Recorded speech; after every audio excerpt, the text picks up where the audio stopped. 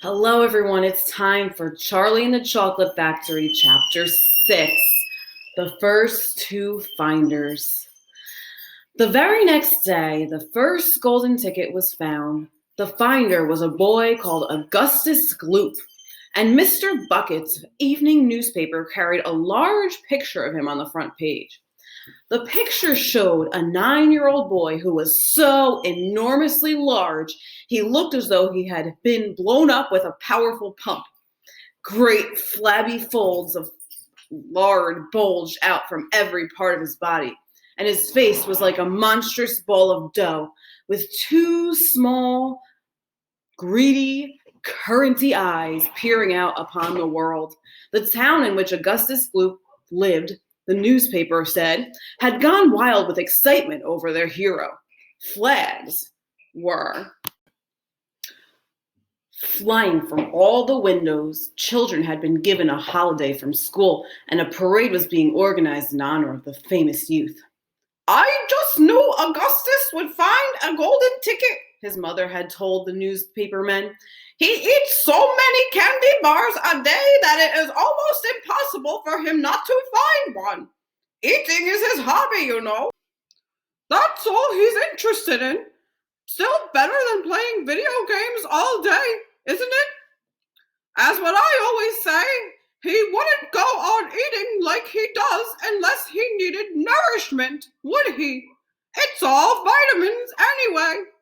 What a thrill it will be for him to visit Mr. Wonka's marvelous factory.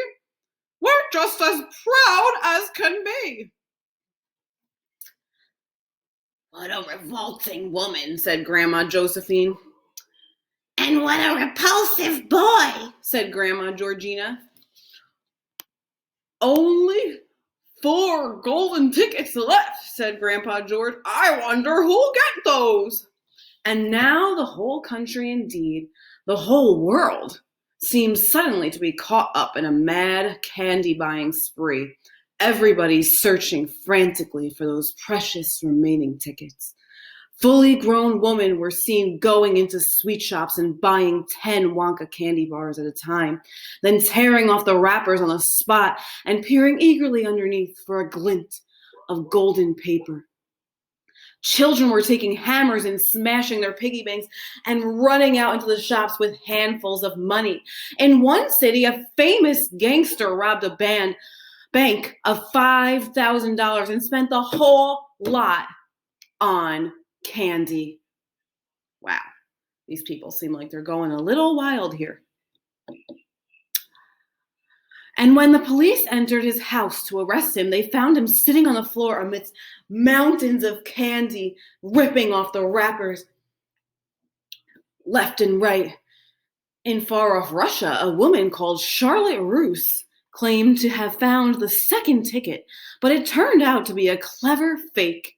In England, the famous scientist, Professor Foulbody, invented a machine which would tell you at once, without opening the wrapper of a candy bar, whether or not there was a golden ticket hidden underneath it. The machine had a mechanical arm that shot out with tremendous force and grabbed hold of anything that had the slightest bit of gold inside it. And for a moment, it looked like the answer to everything. But unfortunately, while the professor was showing off the machine to the public at the candy counter of a large department store, the mechanical arm shot out and made a grab for the gold filing in the back tooth of a duchess who was standing nearby. There was an ugly scene, and the machine was smashed by the crowd. Oof. Suddenly, on the day before Charlie Bucket's birthday, the newspapers announced that the second golden ticket had been found. The lucky person was a small girl called Veruca Salt, who lived with her rich parents in a great city far away. Once again, Mr. Bucket's evening newspaper carried a big picture of the finder. She was sitting between her beaming father and mother in the living room of their house, waving the golden ticket above her head and grinning from ear to ear. Veruca's father, Mr. Salt, had eagerly explained to the newspapermen exactly how the ticket was found. "You see," Fellers, he said, as soon as my little girl told me that she simply had to have one of the golden tickets, I went out into the town and started buying up all the Wonka candy bars I could lay my hands on. Thousands of them I have bought. Hundreds of thousands. Then I had them loaded onto trucks and sent directly to my own factory. I'm in the peanut business, you see, and I've got about 100 women working for me over at my joint. Shelling peanuts and roasting and salting. That's what they do all day long, those women. They sit there shelling peanuts. So I say to them, okay, girls, I says, from now on, you can stop shelling peanuts and start shelling the wrappers off these crazy candy bars instead. And they did. I had every worker in the place yanking the paper off those bars of chocolate full speed ahead from morning till night. But 3 days went by and we had no luck. Oh, it was terrible. My little Veruca got more and more upset each day. Every time I went home, she would scream at me, "Where's my golden ticket? I want my golden ticket." And she would lie for hours on the floor, kicking and yelling in the most disturbing way. Well, sir, I just hated to see my little girl feeling unhappy like that, so I vowed I would keep up the search until I got her what she wanted. Then suddenly, on the evening of the 4th day, one of my woman workers yelled, "I've got it, a golden ticket!" And so I said, "Give it to me quick," and she did, and I rushed it home and gave it to my darling Veruca, and now she's all smiles. And we have a happy home once again. And take a look at the Veruca Salt family, friends. Lots of fun we're having here.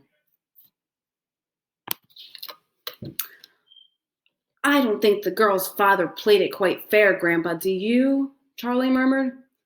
He spoils her, Grandpa Joe said, and no good could ever come from spoiling a child like that, Charlie. You mark my words. Come to bed, my darling, said Charlie's mother. Tomorrow's your birthday. Don't forget that. So I expect you'll be up early to open your present. A Wonka candy bar? Cried Charlie. It is a Wonka candy bar, isn't it? Yes, my love, his mother said. Of course it is. Oh, wouldn't it be wonderful if I found the 3rd golden ticket inside it? Charlie said. Bring it here when you get it, Grandpa Joe said. Then we can all watch you taking off the wrapper. And that concludes chapter 6.